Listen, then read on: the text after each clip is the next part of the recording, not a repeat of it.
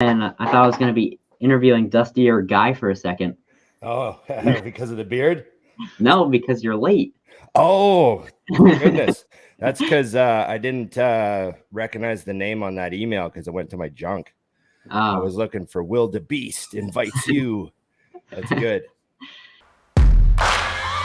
Searching for greatness in a sea of the dying and shameless, a sea of the aimless. I don't wanna be one of the nameless. I'ma wake up with the mindset that one day I'm gonna make it, and I don't think I'll be fine if I don't break my limitations.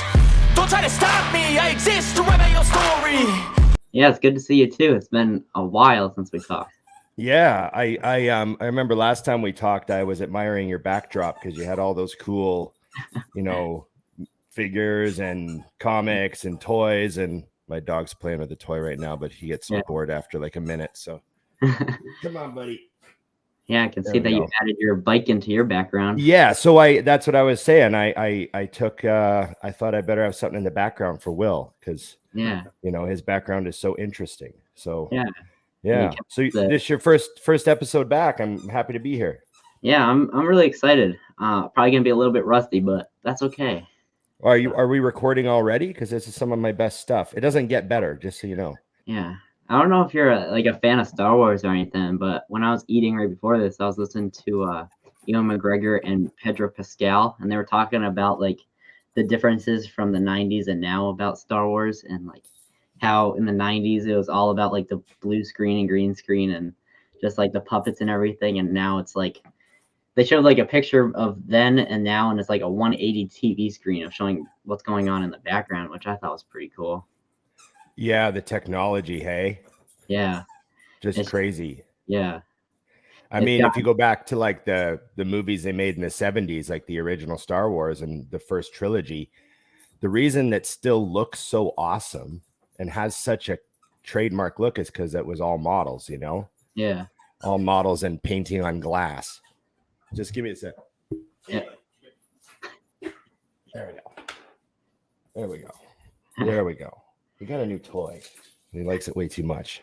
Yeah. So yeah, models and painting on glass. And then they sort of overcorrected. Do you remember the prequels? I mean, you're pretty young, but when the prequels came out, like the Ewan McGregor movies, they overly CGI'd everything. Yeah. And it like made the fans sort of upset because we were like, Jesus, buddy.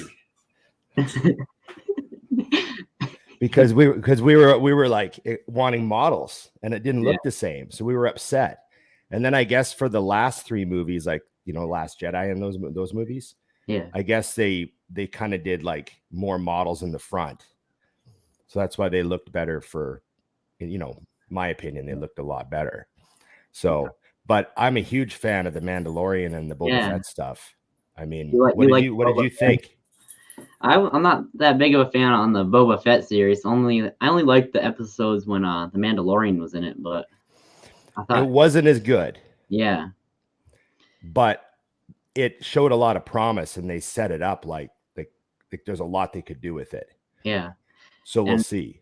Yeah, they were talking and they were saying how like when they had like Baby Yoda like walking around on the ground, they have like the workers underneath the ground walking them. And like whenever the director would say cut, like they would be going from being alive and like using the arms and stuff to just being dead.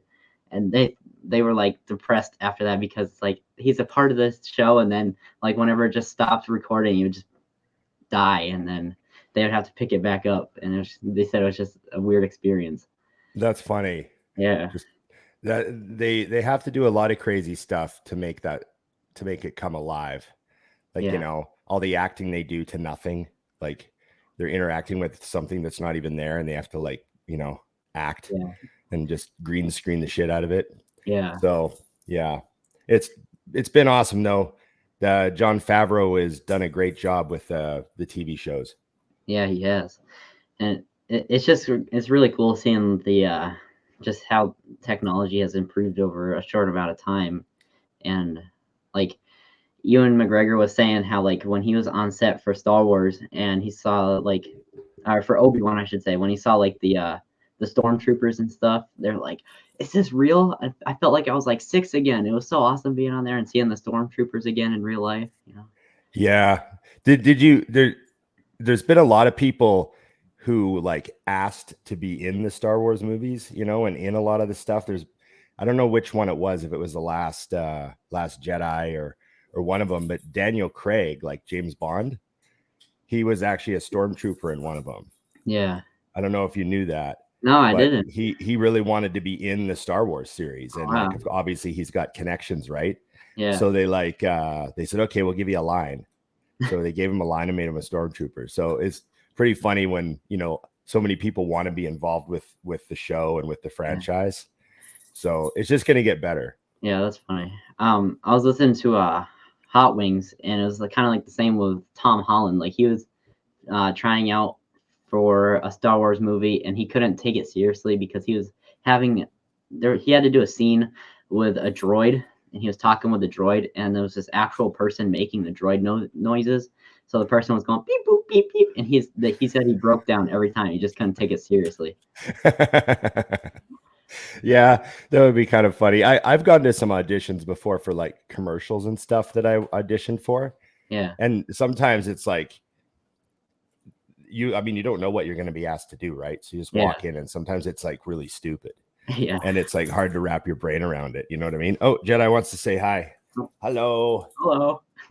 Everyone loves a dog cameo, hey? Oh, yeah. He's a happy boy. What's up, everyone? Welcome back. It's been quite a while since I've done a podcast, but I'm back here with one of my favorite bodybuilders and people to talk to, and that's Ron Partlow. I know I might be a little bit rusty, but that's okay as long as I'm getting back in here. I can finally talk about my Arnold experience because my last interview was the week before the Arnold, and then I ended up going there. So I'll talk about my Arnold's experience. But before we get into that, Ron, you want to tell everyone what to do since they're on YouTube? Yeah, like, share, subscribe, comment, and ring the bell. Oh, yeah. Fill in. I don't quite do it like Dusty, but...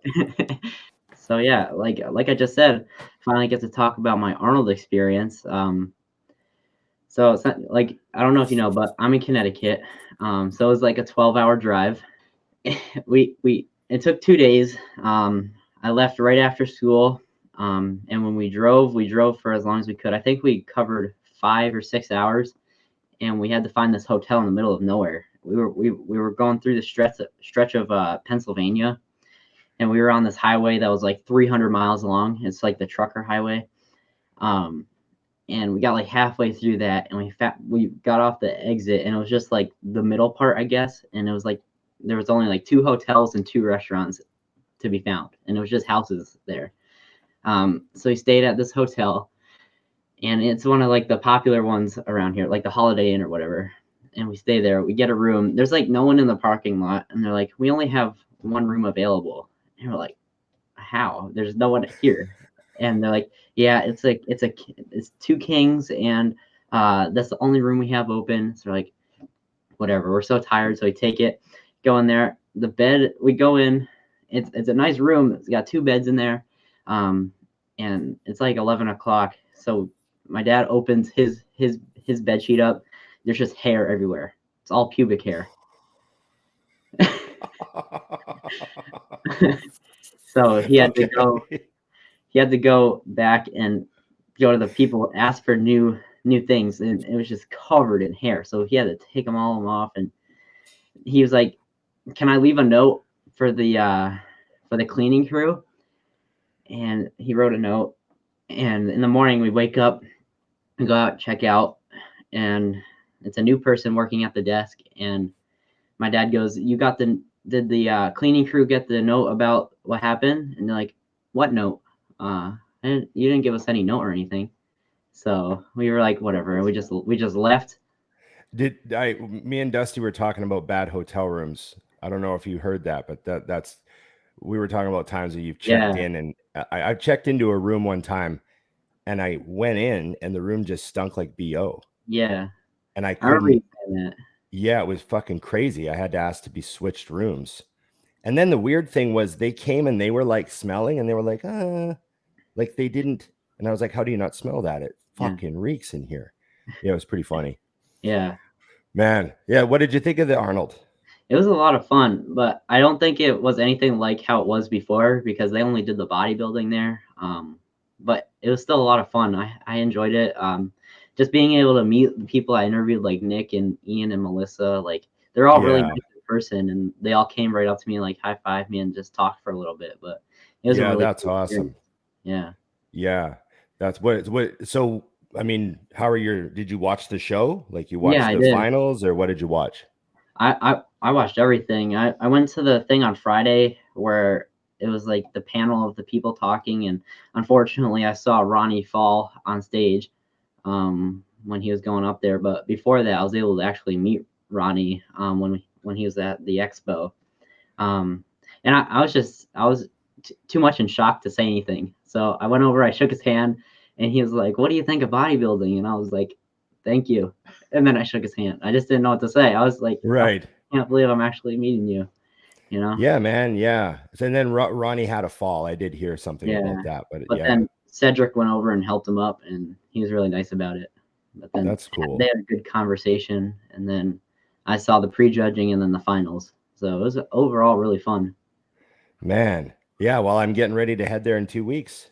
Yeah, I remember And messaging you last year, and I was like, "Are you here?" Because I remember you talking about going, and then you're like, "Okay, right, right. fine, And then we'll make." it's funny because when you were saying the Arnold, it's been such a crazy 2 years with the shows that I was like, was Arnold just in Florida? Yeah, Was he? Which one's he talking about? Remember? yeah. And it was cool seeing Terrence there, him being my coach and all. Like Mm, before the finals, I was able to go to where he was staying, and we hung out for a while. And then after the finals, when he won, we went back and had dinner with him, and we had like pizza and stuff. And it was just overall really fun experience, just being in the room with him. It was a lot of fun. yeah, he's an amazing bodybuilder and a great guy. Yeah, he is. Yeah, that's cool. Yeah, you're eating pizza with the Arnold Classic champs. Look at Yeah. you. What was your first Arnold experience, if you remember it? Yeah, so my first Arnold, I actually just talked about this the other day with a friend of mine, was 2012. And I'd already been going to the Olympia for 10 years because I started going to the Olympia in 02. Oh wow. And I've gone pretty much every year. I think I missed one for a wedding, and like there was 1 year I didn't go or something. But other than that, I've been going to the Olympia for 20 years. But 2012, Mutant sent me to the Arnold. And that's when Rich Piana was just blowing up. Mutant had filmed those videos with him that went viral where he's like showing off his cars and jumping in his pool and all those and his dogs. And remember all those videos there's all those videos that came out back then that went viral for Mutant, and they made Rich like the most well-known guy at the expo in like a matter of months. And so that was just like happening. And we went to the Arnold, and I remember the lineup just to see Rich was just so fucking long. And it was such a great opportunity because I got to stand right next to him, and the lineup went right past me. So I'm every single person stopped. There was 3 of us. It was Ronaldo Gary, who's a Canadian IPB pro, great bodybuilder. He was at the booth with us. So it was Ronaldo, me, and Rich. So Ronaldo and I got like tons of awesome exposure because Rich was like this, I mean, crazy draw. Like people were just falling over themselves to get in line to meet him. And I remember Rich was always a type of guy that would like want to change things to make them better, right?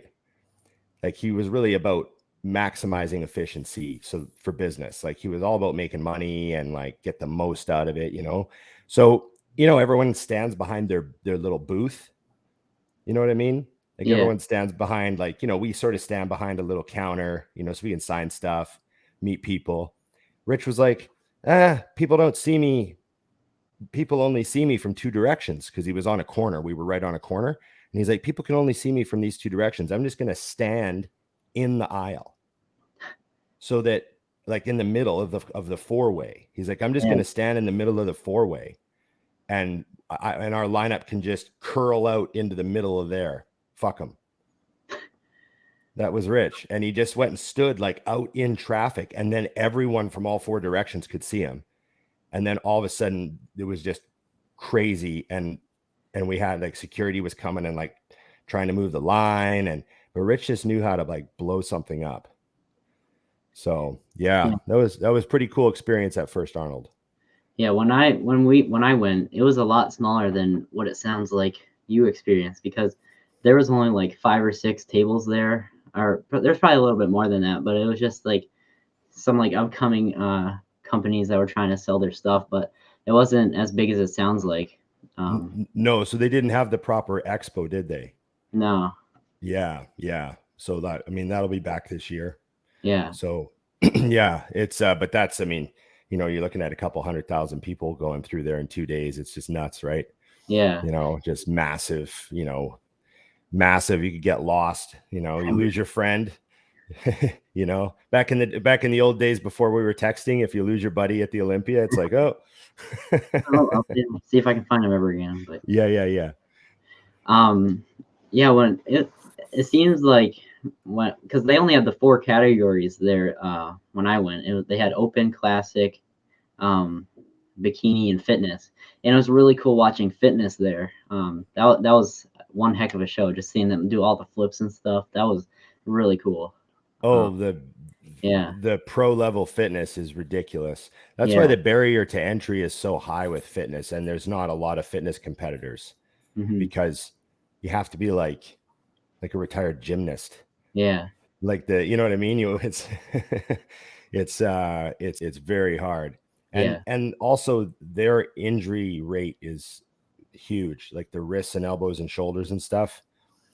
A lot of fitness competitors, because by the time they get to doing fitness in their 20s, they've already done 15 years of gymnastics or dance or whatever, so they just had a lot of time on the bouncing and jumping, and it's a lot. Like when Missy came out to do her routine, and she did the John Meadows one with the wings and stuff. Like that brought goosebumps to me and my dad, and I'm sure for everyone else there. But what I didn't know, before she came on, her husband was actually like 5 seats away from me. So before I like went over and I introduced myself, and I was like, I know you don't know me or anything, but I'm just a fan of Missy's, and just wanted to introduce myself to you. And he said it was really cool meeting me and that sort of thing. And then when Missy won, he came running over to me and high-fived me, and I was not expecting that. But that's cool. Yeah.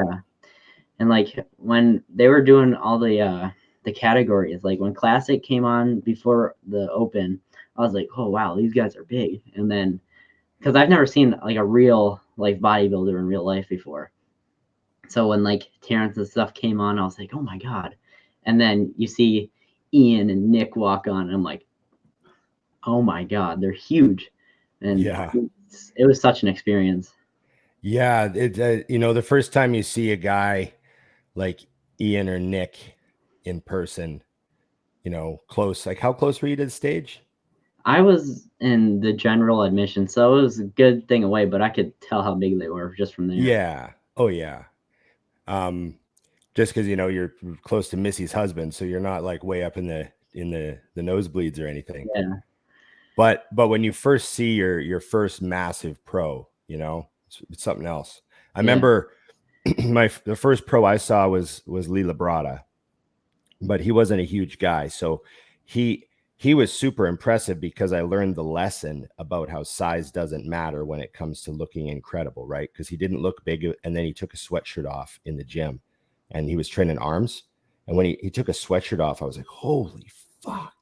Like, so Lee was my first pro, but the first monster that I met was Dorian. And that was in 93, right after he won the Olympia. It was like 10 days after he won the Olympia. I saw him guest pose and do a seminar, and I got real close to him. Like, I was talking to him for 20 minutes, and I was in the very front row when he was posing, and I was like the kid who was asking all the questions, So, but I remember when he came out, I mean, he would have been at his all-time best, and 93 was his big win that, before the injuries and everything like that, right? So his physique just had that overwhelmingly unbelievable, no one's going to ever beat him type of look. So yeah. And he would have been probably 65 pounds. So that's, about the size of Ian. You know what I mean? So, like that's how big those guys are. They're all as big as Dorian now, those top guys. Yeah, like after the show, when I talked with them, like I was taller than both of them by quite a bit. And like I was kind of like the same height as Ian, but like Nick is like my length sideways. Yeah. So, but yeah, it was an awesome experience. And I want to go back there because I really liked Ohio. That was my first time there, and being there and having that experience just makes me want to go back. So Yeah. Yep. I'm looking forward to it. We've got all our flights booked and everything. So it's a done deal. I'll see you there if you go. I don't know if you're planning, but I'll probably go to the next year's one. This year's too soon, I think, but yeah, I'd love to go again. And before the podcast, I was looking through because it felt like a long time since we talked. And the last time we talked, like this was back in April last year, and lots changed since then. I remember talking to you, and I was about 140 pounds, and now I put on close to 40 pounds since then. Yeah. So what do you weigh? Like 178 or something like that? Like 175-ish right there. So yeah, right there. That's awesome. Yeah. And it's been a lot of fun since then. I grew a lot, and I've also put on a lot of size, and yeah, just that whole experience with interviewing people and going to the Arnold and everything. And how many inches have you grown in the last year? Like, how tall are you now? I just measured myself today, and I was 5'9", I think. So I grew like 6 inches since then. Holy smokes! In the last year. Yeah. That's crazy. How old are you now? 16. Oh yeah, it's fucking full speed. Yeah. Now's the time to be training, man. You put on like permanent size that never goes away because you get more bone density out of it. Yeah. Like if you start training later in life, your bone density gets better. But if you're doing it now, it gets like way better. Yeah. And then you get like permanent structural muscle that'll never go away. I just think it's the prime time to, get big. So yeah, like if you saw my Instagram that I literally just finished wrestling season yesterday. I saw your matches. I was watching that carousel of stuff you put up. Yeah. So that was States yesterday, and it just ended. So now I can fully focus on bodybuilding. And like when I was in wrestling, I was with Terrence, and we were trying to keep gaining weight during it. So he had me eating like 5,500 calories, and that was a lot of food. Mm-hmm. And there were some days where I couldn't even get it all down. And it was just a lot. But now that wrestling's over and I'm not losing 2,000 to 3,000 calories every practice for the 3 hours, I can finally go up in weight, because I was at like a standstill for like about 2.5 months during wrestling. Oh yeah, for sure. How did things go for you? Like you really love it? Is it awesome? Like, I'm not that good at wrestling. I just do it for like the experience and the stories. And I think the main thing for me is the mindset that like, cause every practice you go in, it's like harder and harder. So it makes you want to like quit and stuff, but you have to overcome that like mindset of not wanting to quit. And I wanted to do it. So like, cause when I was talking with people, like on the podcast, and they were talking about how bad prep can be and how bad you want to quit and stuff. Like if I did the wrestling and if I practice hard enough where it gets to that point where I want to quit, but if I keep going, I can really do a lot with that when I get into my first prep. And, I have those thoughts of like quitting and stuff like that. Yeah. Well, I mean, that carries over for everything. I mean, wait till you open your next business. Yeah. You'll find out that it's there for you to draw on. You know what I mean? Yeah. That's like, I sort of think bodybuilding is like, it's like a certain brand of software that you download and you have run in the background, like having a couple of windows open on your computer, so there's like this thing that's this always sort of like quiet clock counting down between meals that you're kind of following all the time. And then you've got this other, clock here that's reminding you of how important your sleep is so you can recover. And you just got all these things kind of running in the background to keep you on your routine and guide you through your day. And those that software is the same for anything you want to be great at. Yeah. Like I was listening to a podcast with Michael Rosenbaum and Alan Richardson, the guy who's Jack Reacher now. I don't know if you're watching that. Yeah, the big dude. Yeah, and they were talking about like the mindset and what to do when you mentally hit rock bottom. And like Alan was telling his stories about how like he hung himself, but then he was able to like get out of it because like he was having flashbacks and everything, and he realized that it wasn't the thing to do. So I don't know how that happened, like how he got out of that. But like he said, he hung himself and then like realized how great life is, and people take it for granted. And like when they're talking about how if they don't feel like they belong here, that going away will solve the problems, and it's like no, it won't. Like you need to be here, and that sort of thing. And I feel like just having to overcome that mindset can relate to everything like you were saying. But yeah, it was quite a story. Yeah, that sounds like it. Yeah, it was like it was a really good podcast, and I think a lot of people should listen to that. Just all about the mindset and how to prepare yourself mentally for like how no matter how bad things get, like you're always important here. So yeah. Well, that's why it's good to, a lot of times I think people get depressed or that sort of stuff. I think if they don't have enough responsibility, I think you have to take on enough responsibility that it, I guess, satisfies or triggers your, that you've got, someone, you have something that you're responsible for and you want to be, you want to be responsible for it.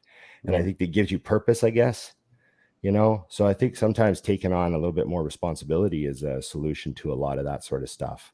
Yeah. Like for me, like probably at the start of December, like having to like when I was talking with Terrence about what we were gonna do and stuff, like he cut back the gym training like to 4 days because we did wrestling 6 days a week, and every practice was either 2.5 or 3 hours long. So it got really exhausting, and having to do that, and especially the days where I had to train going from the practice after a long day of school, doing the practice, and then going to the gym, and then having to fit all my meals in there, and then wake up and then do that all over again. It got super stressful for me. Like I had days where I felt really down and stuff in the head, and I just didn't want to do this anymore. And I was like, oh my God, I can't do this. But then like I would talk to myself and I would just think to myself, like, this is all going to be over. It's all gonna make a difference when it's done. But you only have a certain amount of time you can do this for. So you just got to push through it, get to the end, and just get stronger throughout the way. And it worked for me, even though there were those days where I was like, I definitely cannot do this anymore. And yeah, it's tough. I remember going to football practice for 2.5 hours and like smashing everyone and getting smashed, and then walking to the gym to train and like having like a bleeding knee from football while I'm putting my knee wraps on to squat, like that sort of stuff. What does Terrence have you eat or drink between practice and the gym? So like if you have to do it all at once, you know what I mean? Yeah, like so I'll give you like one of my like daily routines that I did. So like for my first meal, I would eat at my house, and then I'd have to make 3 meals to bring to school. So I would have one at like 8 or 9ish, which would be like a shake with like carbs and stuff. And then I would have to eat that during my classes, just because I just had to do that. And then I would have my 3rd meal at lunch, and then we had an hour break from after school till before wrestling started. So that's when I would eat my 4th meal, and then I'd be drinking a lot. Like I'd have a like Gatorade powder and stuff with the practice, so I wasn't just draining myself out. And then I would have the practice, and right when I got home, I would eat, and then I would go to the gym, and then I'd eat again. Okay. So you'd eat between practice and the gym. Yeah. Were you like being hyper focused on something fast, or were you taking your time, or were you in a rush to get to the gym? Like, what were you eating? Like I had usually like when I was at practice, my mom would make like chicken and stuff. So like when I would get home, I'd be able to throw my rice in a bowl and then put my chicken in there, and then my veggies, and then I would eat it in the car on the way to the gym. Oh, okay. So you are like hustling. Yeah. So Yeah, I'm yeah. like, because I get out of practice at like 6:30, and then have to go eat and then go right to the gym. There was like some days where I wasn't able to leave till like 7 or 7:30 because the food was still cooking, Yeah, or yeah. I'm just slowly eating it because I was exhausted or whatever. But Yeah. I know. If see, we used to. I remember. I'll tell you what I used to do. I used to finish football practice, and I'd usually pound a Gatorade, and then I'd drink a 500 ml, like a pint of chocolate milk, and eat a chocolate chip cookie while I walked to the gym. oh wow, so your Of course, nutrition on point. of course, that was the early 90s. We just knew we had to consume calories. We were like, fucking eat whatever. You know what I Yeah, mean? So, but yeah, that was my little ritual during football when I had to train after football. yeah. Like I don't know if you were watching the videos I was making throughout the wrestling season, but like I was saying, how I'm expecting to like shoot up in weight now that wrestling's over and continually eating that much food now that my stomach is used to eating that much. So I feel like I'm just gonna shoot up in weight now that it's over. Yeah, well, most likely with that much activity being pulled, Yeah. that's like, dropping your enormous cardio burn, Yeah. it's going to shift a lot. You'll recover way better. Yeah. There was like days where I would go into like wrestling being sore from the last, and then like I was like sore like every day, and just being slammed at practice and stuff just made it a lot worse. But Yeah. I would probably do do you have a plan to, obviously let your body, not have to deal with the impact, but do you have a plan to keep your cardio up somehow so that it doesn't drop off too much before the next season? yeah, I'll probably still do like some cardio when I go to the gym, but it's not going to be anything like that. I don't know. I kind of want to just focus on this now. And it was weird. Like I messaged Terrence before wrestling season, telling him how I wanted to do cardio. So he threw in like 30 minutes of cardio to do whatever I wanted for cardio. And I don't know. I felt like dealing with like such the heavy weights and doing such high reps that it kind of like helped my cardio. Because when I went to the first wrestling practice, we had a hard practice, but I felt fine. I don't know how, but it was weird. Maybe because that's what I thought. Just having it deal from the heavy weight and the high reps, and I feel like that was my cardio during that time. But I don't Right. know. Do you do a lot of 20 rep sets or something? No, I do like anywhere from like 8 to like 15 on certain. Oh, okay. Okay. So you're doing 15s. Yeah. Yeah. And if you train at a good pace, then your recovery between sets is a factor, and that will carry over into your recovery, like during matches, Yeah, because I'm trying to get better at taking like shorter breaks, and just really stay on top of that, so I'm not at the gym forever. Because like my dad caught me the other day, like when I was doing a chest workout or my push day, how I was taking a little too long during the breaks. It was like 2 or 3 minutes, and he was like, when you're training your chest, you want to have that short break so you can keep the blood flowing. So he's like, you gotta like take shorter breaks so you can get through it faster. That's why when you see like Ron and Dusty train, they're not at the gym for hours on end training, but Right. Yeah. Yeah. Usually about an hour and 20 minutes for my whole workout. yeah, that's exactly what he was saying. Yeah. And I really take my time on the opening exercise. Yeah, Just because I got like a lot of fucking warming up to do. I got to move everything until all the Velcro sounds stop. That's what I tell people. Everything makes noise. I have to warm it up till it goes quiet. Yeah. Yeah. So now I can finally focus on bodybuilding and that sort of thing.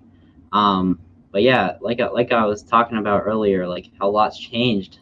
What is going on with Canada, eh? Oh, yeah. It's been interesting. Yeah, it has. I turn on YouTube every once in a while with the family, or we're watching it, and it seems like Trudeau is doing a great job in office. He's not super popular right now. It depends on what YouTube channel you watch, I guess. But I've been like, it's been. I find the more news you watch, the worse off you are. So I've been one of the guys that we're listening to a lot right now is Jimmy Dore. I don't know if you know who that is. Yeah. He's been breaking it all down and making like funny jokes about it. So I don't like watching the real news because they try and make everything worse than it actually is, I guess. But, I definitely recommend to not watch the real news. Yes. yeah. No, I'm not a fan of the big news. So I got a couple YouTube channels as well that I like to kind of watch a bit of this guy, see what this guy has to say, kind of let it float around in my head and not make too many rash decisions and get too upset about stuff. I find my own personal happiness is directly linked to how much or how little news I watch. So I try to stay, I sort of dialed back. I'm just trying to stay like moderately informed now. Yeah. Like my dad sent me a post on one of the it was a video of like the people protesting, and it was how like the police were on horses and they were trampling over people. They're like running their horses over them, and that was pretty crazy to watch. I was like, I cannot believe they're doing that. Yeah, it sort of reminds me of the old Simpsons episode where Bart just starts punching and then he walks towards Lisa and he's like, it's not my fault if you get hit. I'm just walking. Remember that one? Yeah. I don't watch this. I haven't watched that ever, so I'm just going along with it. No, I'm actually fully aware that you definitely probably didn't see that episode. Yeah, since it was probably in the first 5 seasons that one was on. Yeah, I don't think I've ever watched that. Maybe like one episode, but that's about it.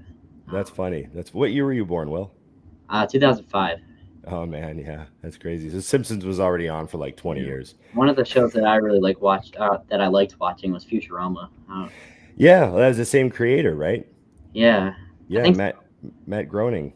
Yeah, and I heard that they're trying to get all the cast of Futurama back, but they're not bringing back John DiMaggio for like Bender or anybody, and everyone's mad about that. Okay, I did hear that they were bringing the show back, like full seasons. Yeah. So he's one of my favorite characters, like Bender, Yeah. They're gonna have somebody else voice him, I guess, or the people can convince them to bring back DiMaggio, but I don't know. That's all I've heard so far. Does he just not want to do it? Maybe. I think he wants to, but I don't think they want to bring him back. I don't think they're not paying him enough or something. The thing about the voice acting thing nowadays with the technology, they could just fake the voice so easy. Yeah. They could just run it through an AI and they just steal his voice. Yeah. Wonder if he could sue.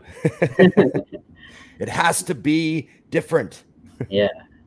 I see that Mutant on a Mission started back up. Yeah, we very happy about that. I just got back from a trip to Vegas where we shot 2 episodes of Mutant on a Mission. So season 7, we've already got 3 filmed, and now we've got 2 more filmed. So we got 5 now, and we've only aired 2. So there's only 2 episodes been up so far this season. So we've got a nice cushion. We're not in a rush, and we went and saw Flex Lewis at Dragon's Lair, and I did an episode with him and trained arms with him and Dominic Cardone.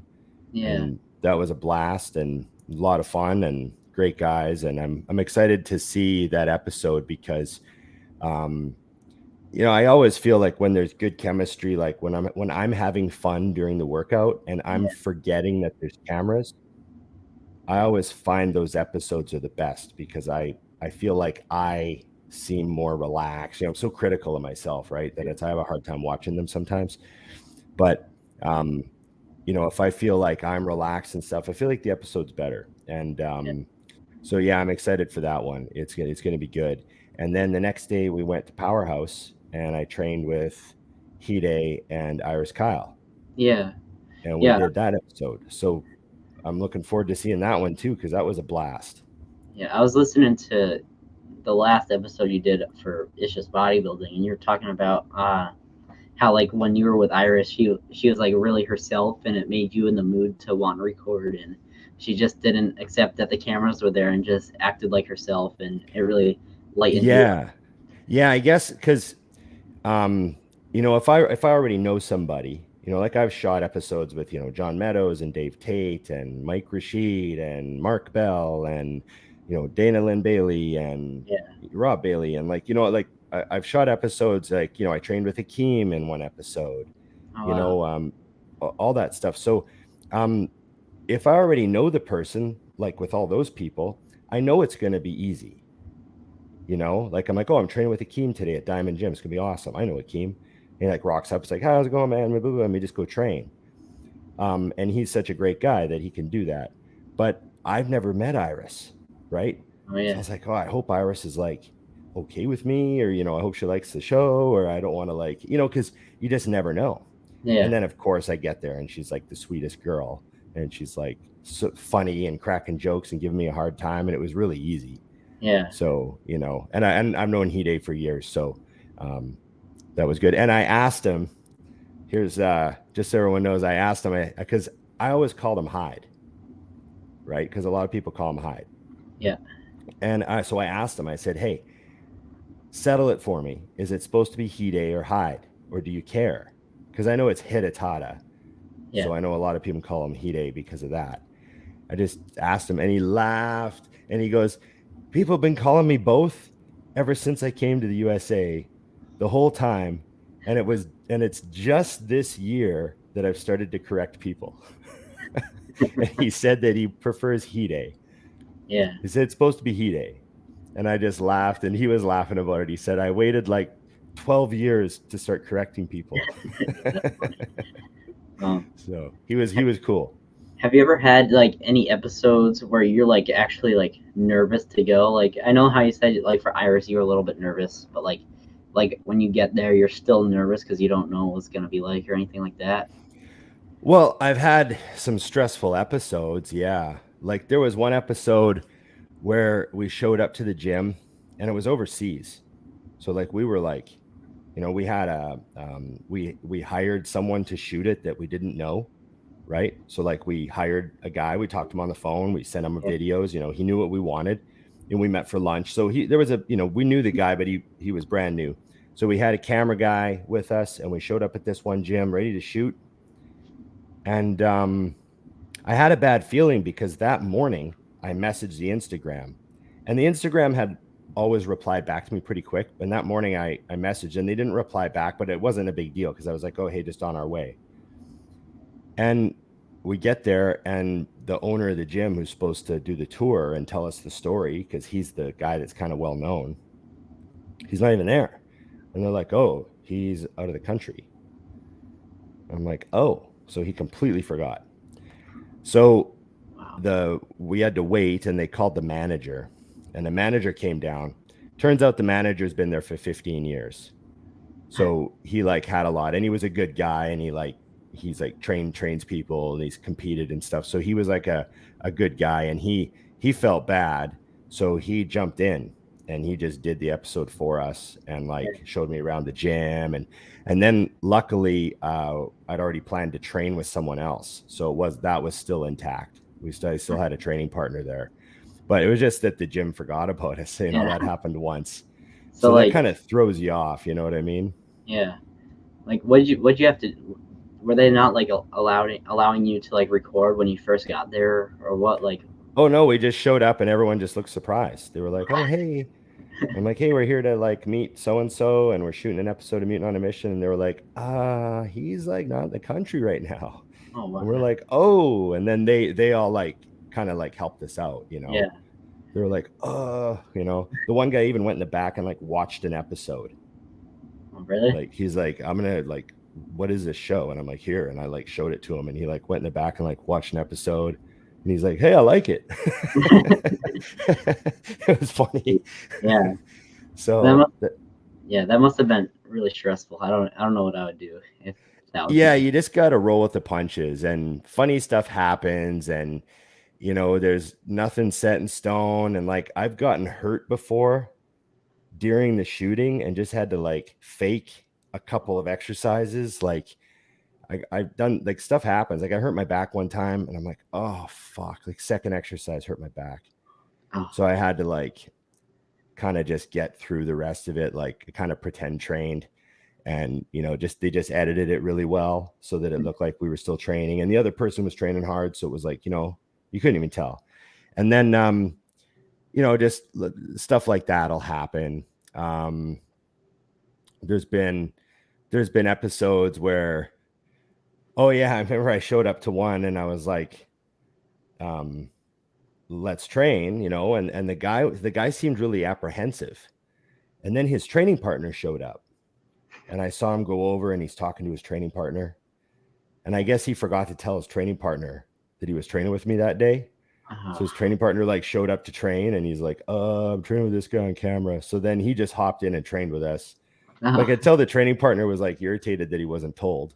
Yeah. You know, because I remember him saying something like, I would have worn a different shirt. Like maybe he's sponsored. So he's like, I would have worn a fucking, you know, you should have told me. So they like had this little like argument and I just had to like,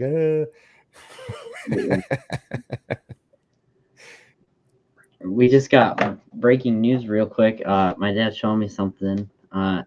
Fuad just put up a video saying that Nick Walker is now part of Hostile. Yes. Yeah, that's my first time. I actually talked to Nick yesterday, so I figured that was going to happen today. Oh yeah, that's cool. I was gonna say, you were talking about how things can not be set in stone, and anything could happen. And I can relate that to like real life because last year, 2021, was the first year that we've been actually able to go anywhere. So like in August, I went to a Green Day concert at Fenway, and we didn't need like anything to go there, since it was outside and in the open, and it was a really fun concert. Unfortunately, Fall Out Boy wasn't able to make it because one of their guys got COVID, so they had to cancel it. Them going, but another band filled in for them, and it was a really fun experience. But then, like on another hand, I went and saw Joe Rogan do a comedy thing, and you need to have like a test or like a vaccination thing, and it was a huge hassle to get in. There was lines everywhere, and we had to go get rapid tested real quick to get in because we didn't know going into it. They didn't give us an email or anything. So we got there, waited in this huge line. We finally get to the top, and they're like, "All right, let's see your vaccination or your negative test." And we're like, "What?" And they never told us. And they're like, "I don't know what to tell you. You can't get in unless you have that." So I was like, we were like, "Well, what are we gonna do?" We drove 2.5 hours to get here. I don't know why you didn't send us an email or anything. So they're like, "Is there a testing place anywhere?" So like, yeah, if you go down, and they gave us directions. So we go down, we're looking everywhere. We're like, what? She told us to go down and take a right. We go down and take a right. There's literally nothing there. It's a dark alleyway. We're like, there's nothing down there. So we keep walking past. We're like, maybe it's the next right or something. So we're like still walking around. We don't find any testing places or anything. We find like a security guard sitting around. And we're like, is there a testing place around here anywhere? Like the worker said there was a rapid test like right here. And like, yeah, if you go down that dark alleyway and you just keep walking, you'll see something. So like, okay. So we walk down there. It's just pitch black. There's no lights or anything. We walk all the way down. There's like 4 or 5 cops sitting there. We're like, is there a testing place around here? And they're like, yeah, I'll take you there. So we walk a little bit further, and literally there's a small room. It's probably the size of this room. It's not big at all. And it's super hidden. It's super tiny. There's barely any lights on the outside to show that it's there. There's no signs or anything. So the cop brings us there, and they're like, here you go. I'm like, bruh, it's just right there, way down in a dark alleyway to get tested. So we had to go get tested. Took like 15 minutes. Go back, wait in that long line again. Finally get there, show her the stuff. We get in, and like when we get in, we don't even have to wear a mask when we're sitting in the theater. So we're like, what did we have to do all that for? And right. get there. The show was supposed to start at 8:30 or something like that. Didn't start till 10 because everyone had the same problem we had, and it was just one long night. But it was really fun once it got started. How was Rogan? It was awesome. It was a lot of fun. He's very good stand-up. Yeah, and the guy who opened for him, Tony Hinchcliffe, the guy who does like Kill Tony, he was hilarious. It was just a really fun show. Finally getting back to it. Yeah, they're all. I had tickets to a Rogan show that got canceled when COVID first hit. So I'm hoping, comes back around eventually. So yeah, that was like ours. We were supposed to go see it in 2019, and we didn't see it until a couple months ago.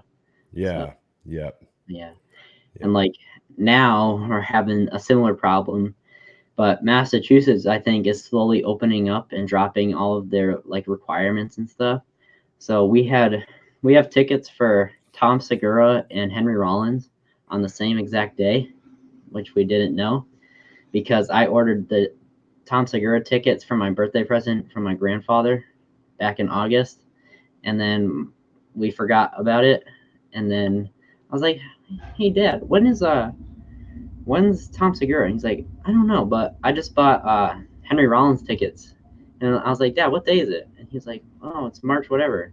So I go in my room, I'm looking at the receipt I got for Tom Segura, and I was like, "Dad, that's the same exact day where I have to go to Tom Segura."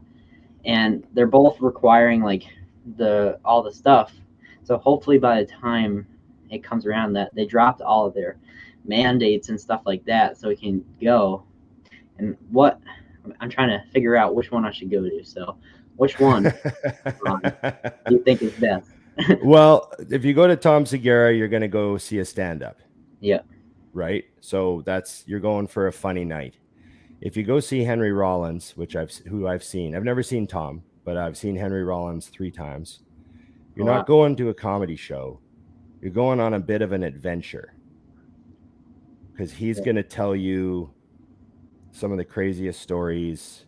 I don't know if you've seen Rollins before. Yeah, I've watched a couple things on YouTube from him. My dad. Yeah, because his live spoken word, while they used to be, he would tell these crazy stories, like 20-minute stories that would just you'd be like, what? Who does this happen to? You know? And he gets political. So, I'm not sure, exactly, if some people don't want to go to, shows that talk about politics, but then he makes a point to like avoid it too in other ways. So, he's funny, but he's also like, he might tell you a crazy story that you're like, fuck, Yeah. So, but he'll go 2.5 hours. If you go see Tom, he's probably going to do an hour of stand up with an opener. Yeah. But if you see Henry, it's going to be 2.5 hours for sure. I went to Rollins and he was 3 hours at least once. Oh, wow. So he just gets going, man. That's what he does. My dad's seen Tom, I think, twice. And he's always wanted to see Henry. Like, Henry is one of his main guys that he's always wanted to see. Right. So I feel like I'm going to have to go to that because I feel like there's always going to be another time to see Tom because he's really coming up right now. Well, that's another thing is stand-ups perform a lot more often. Yeah. And I feel like with Henry, it's going to be one of those things where you might not know when it's ever going to come around again. Right. Another thing, too, is Tom's set, once, because he's going to do, 100 shows, right? Yeah. His set will get perfected. He'll film the last show and put it on Netflix, and you can just watch it. Yeah, we can watch it there. Yeah. And it'll be all streamlined and smoothed out, and he'll have it just the way he wants it. Yeah. One last thing I want to talk about. I know that you're short on time before we get into a couple questions from the people. Is that when I was in that break of not having like a podcast or anything, you were one of the few guys to reach out to me and actually talk to me about some stuff that I should do in the time. Like, I remember reaching out to you to see what books I should read, and you told me the books about Jocko and Arnold and stuff like that. So I got those, and I just want to say thank you for like reaching out and helping me out with that, because I really enjoyed both of those Jocko books. It was the Extreme Ownership and was the other one called? It was the Oh yeah, I can't remember the extreme ownership and the field manual. What was I think the discipline equals freedom. Yeah, Yeah. field manual. Yeah, discipline equals freedom. Yeah, I love both of those, and I just want to say thank you for giving me those suggestions. You bet. You know what one of my favorite Jocko bits is? What's that? That whole chapter on good. Yeah. Things went wrong. Good. Yeah. We're going to figure out how to fix them. And then we're going to be smarter. Yeah. And we'll fix it better than it was. Like I went to buy a sweatshirt that I saw on Amazon that had the whole good thing. It was the whole like page of what it said. And I was like, Dad, can I please get this? I read the book and everything. And he's like, is that actually Jocko's thing or is that someone fake? So I'm like, I go to Jocko's site and I'm like, but I only have a gift card for Amazon and I don't have it. And it wasn't on his actual website. So he was like, but it's not actually his. So no. Right. Someone's like, yeah, stealing his words. Yeah. That's good. That's a good way to look at it, though. Yeah, whatever. So I know that you reposted the thing on your story. So did you get any questions from anybody? Oh, I got a couple. Yeah, why don't you fire away? All right. So the first one that I want to ask is from this girl, and it says, "What is the best way to lose body fat without losing muscle for a female?" In a nutshell, women can handle a lot of volume. They can do high volume workouts, high volume weight training. I would focus on getting stronger with almost all compound lifts. So she should be compound lifting a lot, lots of hacks, leg presses, squats, don't waste your time with like single joint movements for most things. Some things you have to, like shoulders and stuff, but otherwise all compounds, big exercises that use a lot of muscle tissue and do a lot of work and try to get stronger. Try not to do it just by restricting food. That's the worst thing you can do. You got to raise your activity and intensity level up and do some HIIT cardio, do some sprints on the bike. All right. And yeah, females can handle a lot of volume. I'd rather they do a lot of work than cut their calories down too low. Yeah. One of the fan questions that I personally had for you, I know it can be like a sensitive topic for some people, but what age did you personally start taking PEDs? Oh, yeah. So, well, I was pretty young. I was younger than I would recommend most people. I was 18. So I did some D-ball when I was 18. Yeah, I did a cycle of D-ball. And that was back in the early 90s, it was just out of high school, right? Yeah. So when I turned 18, I did some D-ball, and then I took like quite a big break. Like I didn't do anything for like almost a year. And then it was right around the time I went to Australia. I started doing, steroid cycles, I guess. So yeah, that would have been when I was 19. So yeah, that was kind of my intro to juice. Yeah. So now with all the knowledge that you have, like what's an age that you like recommend people to start taking that? Well, now that I'm, older and smarter, I think you should get through that stage into your early 20s at least. Yeah. I mean, I don't, I'm not a big impose my morals on other people. I'm just thinking about health stuff. I have no moral issue with PEDs whatsoever. Yeah. I'm just looking at, also maximizing your natural gains because you're still growing. You know what I mean? Yeah. Like your natural hormones are still so high. Your natural growth hormone is it's like, the best it's ever going to be. Like, you don't just let it ride. You know what I mean? Don't interfere with all this great stuff you got going on. And I would I would ride that into my early 20s, at least, depending on how serious you are and, what you actually want to do. I wanted to be a pro bodybuilder. I was one of those guys that was like people ask me in grade 11, what do you want to do? And I'm like, oh, I'd love to be a pro bodybuilder, like that sort of thing. Like not just I'd love to be a bodybuilder, but like I want to be a pro. Yeah. So that was my mentality, and it was probably ridiculously naive and far-fetched, but it was just how I felt. It was, we didn't know any better. Yeah. In the books I'm reading, it's like telling you how, like you said, wait until you get to that point where your body is fully developed and you have that solid foundation and you're ready to take it on. Personally, I'm not in any rush to take it, but I'm trying to wait until my body fully develops and I'm ready to take that next step. But yeah, that was one of the questions I was curious about asking. Yeah, you definitely want to ride that out. Yeah. I mean, you could be 40 pounds heavier by the time you're 22. Yeah. When you first started, what did your parents think of you hopping on it? Oh, well, it never came up. Really? No, that was the 90s. We didn't talk to our parents. What are you doing? Going out. When are you back? Later. All right. Yeah, it never really came up with my parents, like it was just not really a thing. Yeah. I think they just sort of like, hey, he's going to do what he's going to do. He seems like a smart kid. We'll just, let him do this thing. So, well, I got a few questions. All right. One here is if I was coming up in today's bodybuilding scene, what would I do differently?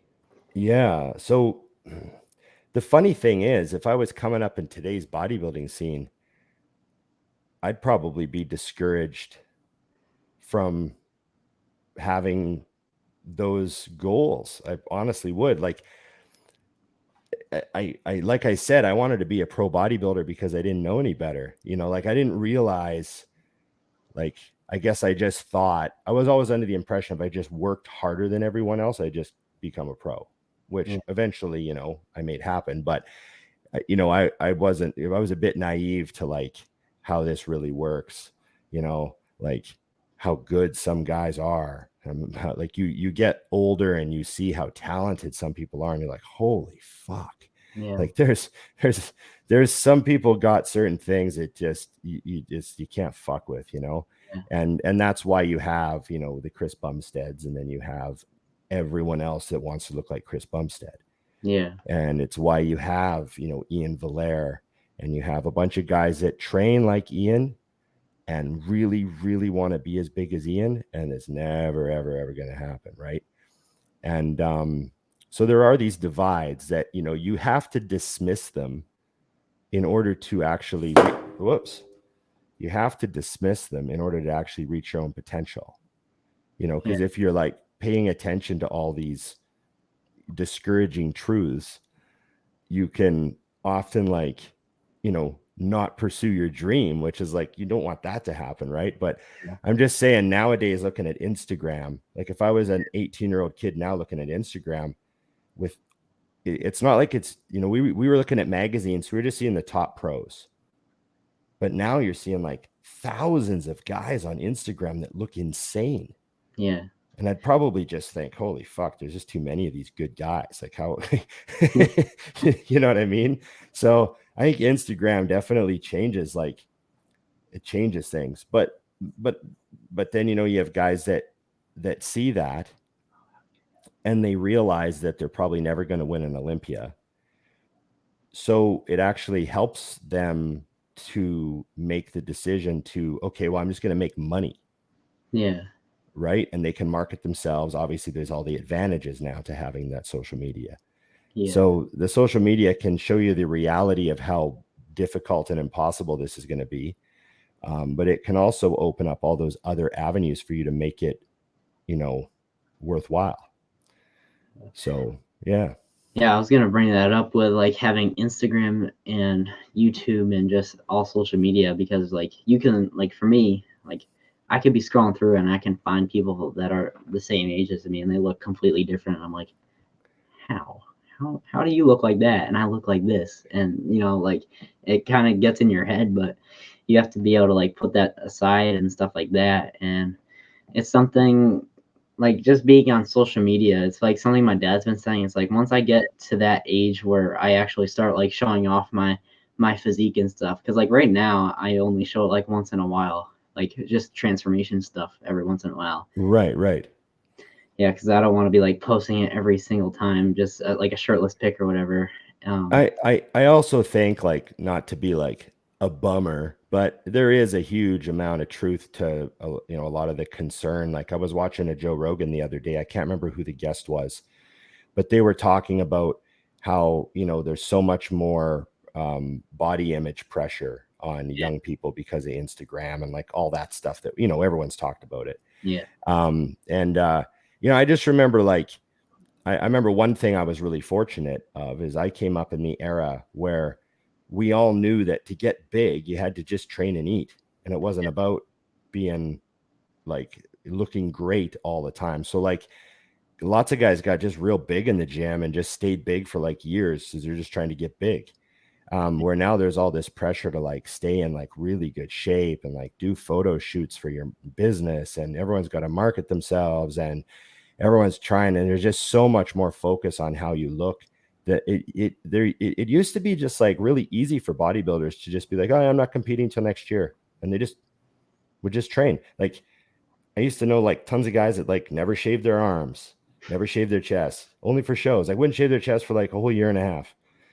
And then, but now like everyone's like photo shoot ready all the time. Everyone's got to look good for Instagram. Everyone's like clippers, and everyone's like got to be marketable. And so it's just different now. There's so much more pressure to look good.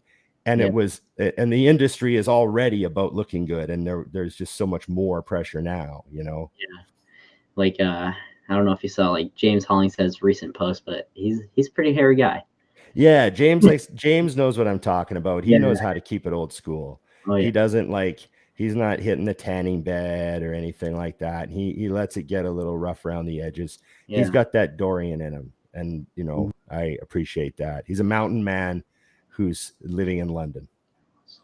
Yeah. That's, I think, a Hollingshead. He's a British explorer. You know, he climbed Mount Kilimanjaro. He's the closest thing they have to a bodybuilding explorer. Yeah. So, you know, he's a very cool guy. Yeah, he is. Did you experience any change within competition and or brand offers when you turned pro? Well, I mean, how do I put this? Well, I was with Mutant for, I guess, almost 5 years when I turned pro, and everybody knew that I was really happy with them. So I did have some other companies say, like, I've had other companies say, hey, you know, if you're ever looking to make a change or something ever happens, you know, keep us posted and let us know. Cause, you know, we, you know, be interested in like, if you ever were looking for something else. You know, I've had companies say that, but no one's ever come out and like, you know, tried to like steal me from Mutant or anything, but Mutant's been amazing to me. And I'm just so happy where I am. And I think I make it pretty known that I'm super happy. So, yeah, you know, it just works out really well. As far as competition go, I only did one pro show, you know, and then I blew my quad after that. So, but the one pro show I did, I can say was one of the funnest things I ever did, because it was the least competitive show I've ever done. Like everyone was just so relaxed and chilling out backstage and sharing stories and oh, I guess we're up. Hey, we're up. Hey, everybody, we're up. Like, I guess they need us now. Let's go. You know, like it was just such a fun thing, and it was a good final show. Just, you know, I'm glad I got to do that one pro show. Yeah. Obviously, everyone looked awesome. Fuad won that show. It was fun time. Yeah. Now I see that Dusty is back with you guys, right? Absolutely. Yeah. So I'm looking forward to, that's one of the reasons why I'm looking forward to the Arnold so much, is that I haven't seen Dusty in 2 years. Yeah.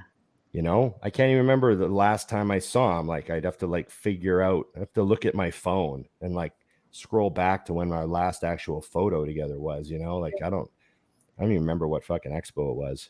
Yeah. So now that when you're going to like meet up, are you going to make some workout videos together or training videos? Well, we don't have any plans to film anything officially, but I would love to go and train with them and, you know, get some good Instagram stuff for sure. Yeah. So we're going to have to line something up. Yeah. You know, I still train very similar to how I always trained. I still train super hard. I still love to go. But we'll definitely be peeling some plates off this time compared to when I used to train with Dusty. Yeah, that would be really cool to watch. I want to ask you a question. Me? All right. Okay. I know I asked you last time, but I want to ask you what your favorite thing you have behind you is.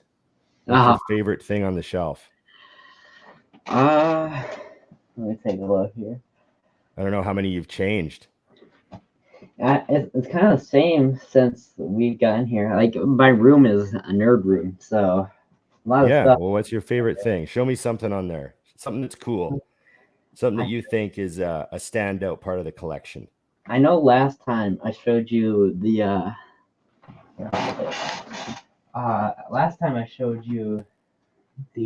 the first Venom I got. Yes. The Venom. I showed you that last time.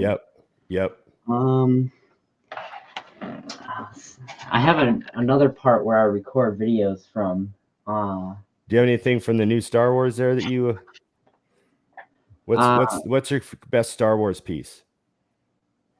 Oh, I have this thing right here that I made when I was like 6. I haven't. Luckily, I haven't broken it yet. But I made this when I was like 6. I lost some of the parts to it, but it's still. Oh, is it a Lego X-wing? Yeah, and like it has like rubber bands on it and a screw, so you could like close it if you wanted to, and then you can open it. Oh, that's awesome! Give me a close up. You know, you got like R2 right here, and then you have Skywalker. Oh yeah, I love it. Yeah, yeah. That's been. It's all dusty now. It's got cobwebs on it, so gotta clean that off. That's awesome. This is probably my dad's favorite thing down here. I'll get mine in a second after I show you this, but this is Steve Caballero skateboard signed. Yes, that used to be on the wall behind you, wasn't it? Yeah, he just grabbed it from the wall. So this is his favorite. But you know, I get these things from people in the comic world when I do the comic videos. So I would say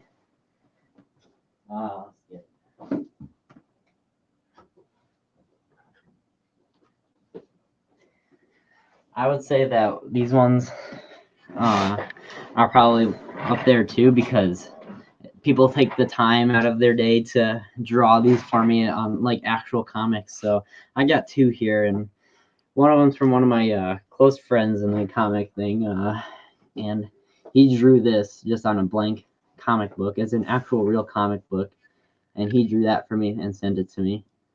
Wow. Which is really nice, yeah. And that meant a lot to me. And the other one is another close friend, and he knows how much I love The Office, so he drew a crossover of Dwight and Venom. Oh goodness. Yeah, and he drew that, and then he like they write notes on the back of it and stuff, and they just send it to me. Yeah, those mean a lot to me. So yeah, that's really cool, man. I appreciate you showing me those. Yeah, no problem. I just want to say thank you for coming on the show. It's meant a lot to me. There was times throughout the empty space where I thought I wasn't gonna be able to interview people again because they're all like falling through and people weren't coming on and stuff. But I just want to thank you for coming on, sitting here. It really means a lot to me. I had a lot of fun today. Yeah, no, man, me too. It was good to talk to you again. I'm glad to see what you're up to, and you know, just keep doing your thing, man. Keep training, keep wrestling, keep nerding out. You know, keep putting your content out there because you know you got such a head start and you have such a network laid already that you just got to just pile on, just relentlessly keep doing your thing. And I mean, you know, in another few years, you'll see how much like groundwork you've laid with your network and how everything's going and your followers and all that stuff. So just keep it up, man. Thanks for having me on. Yeah, no problem. Real quick before you go, it's like, I don't really care how many views these videos get at all.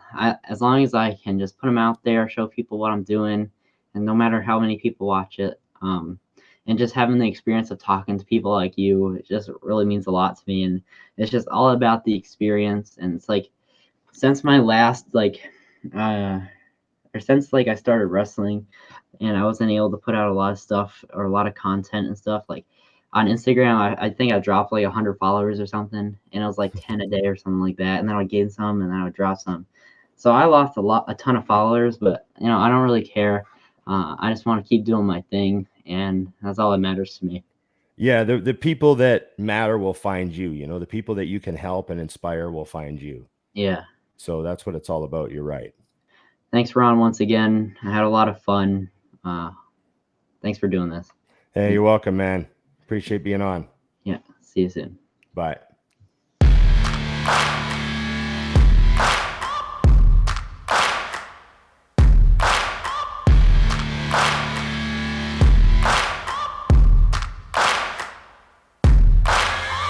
Searching for greatness in a sea of the dying and shameless, a sea of the aimless. I don't wanna be one of the nameless. I'ma wake up with the mindset